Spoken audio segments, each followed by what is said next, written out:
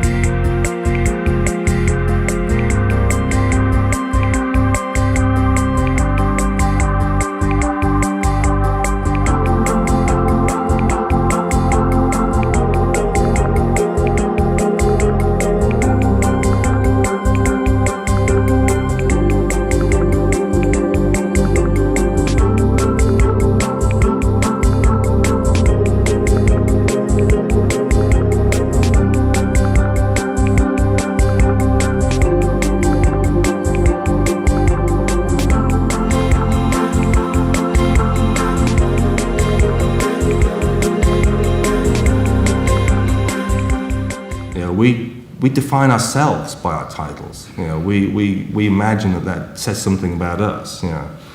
And in some ways it's good because it does give us a sense of easy identity. It's like, okay, I'm a creative type, or I do this and that, and so I'll say I'm a visual designer.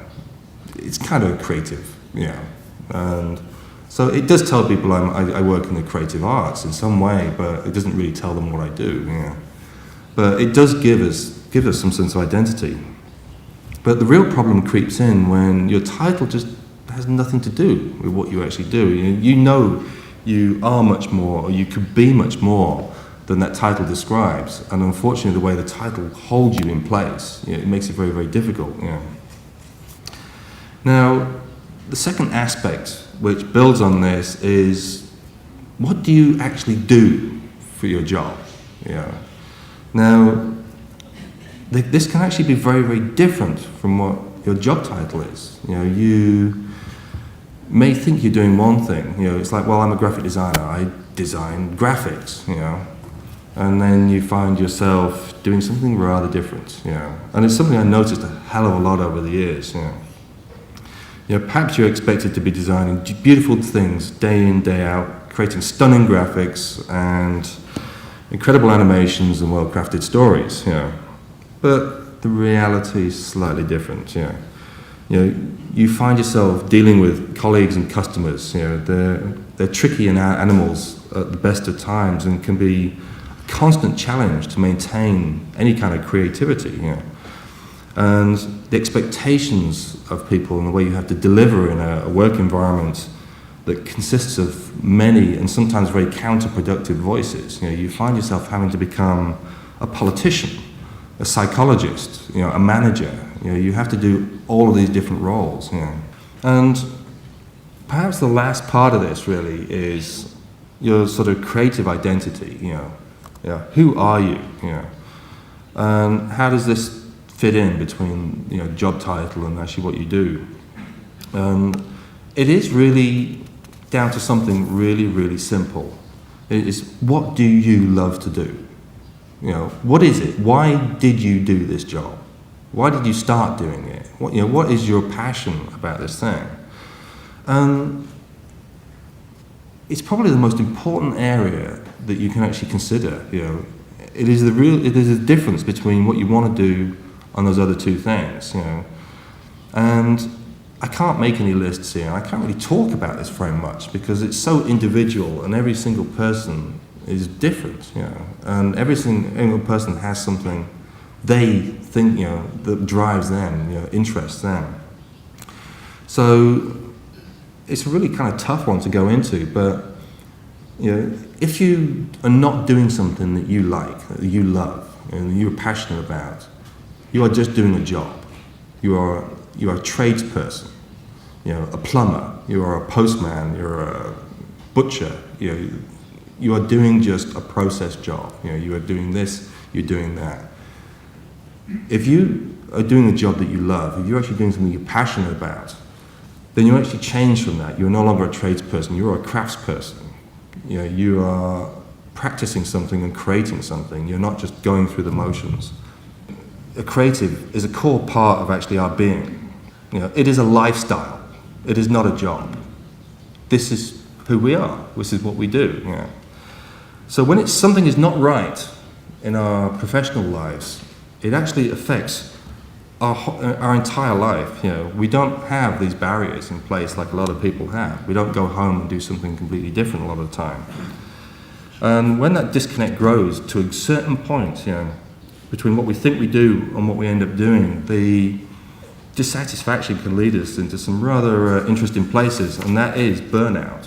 Burnout's recognized as generally coming in stages, and these are various stages of the condition and how it expresses itself. And this is how kind of people behave when they're going through it. So see if you recognize anything here. And if anybody's brave enough, stick your hand up when you recognize something. So you have stage 1. So, and it's encompassed as physical, mental, and emotional exhaustion. So, we don't do as much anymore as we used to. We used to be kind of like go-getting, doing everything we could.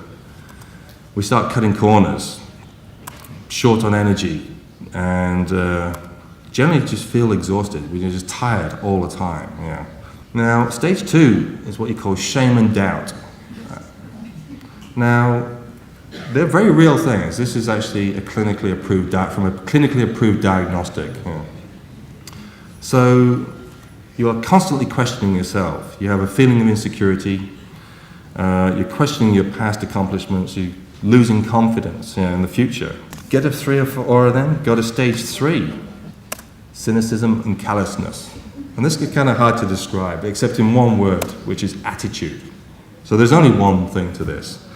And you know who I'm talking about. You've met them. They're busy, they're hassled, and then they're generally full of shit. They're these people that just won't give you the time of day as far as creative goes. But if you have that, and for some stage, you just go straight to stage 4. There is no waiting here. So this is what you call failure, helplessness, and crisis. So that's it. You're done. You have no idea what you're doing anymore. You hate what you're doing. You hate where you are. You hate everything. But oddly enough, the clinical manual ends here.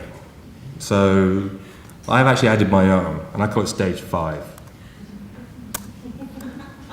And there is no stage 5, really. But I kind of added something in here myself. So, and it's jump. So what does that mean? Well, for some people, it literally means they jump. They literally jump off something. They can't take it anymore. But for most people, it's this deep down feeling that you are in serious, serious trouble, and you have to jump. And generally, it involves jumping out of your job, jumping out of your trade, jumping out of and destroying personal relationships.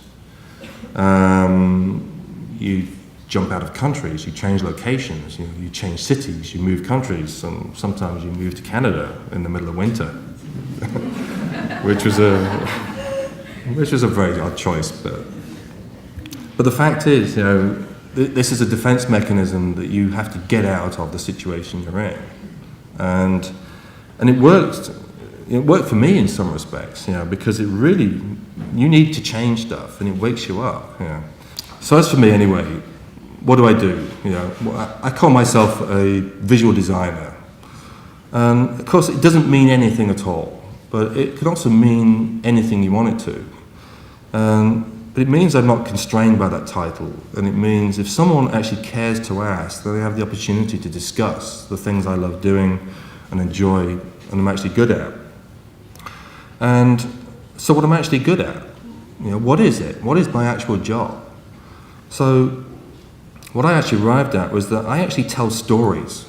That is all I do. I just tell stories using data. And I just do it in a very specialized way, you know.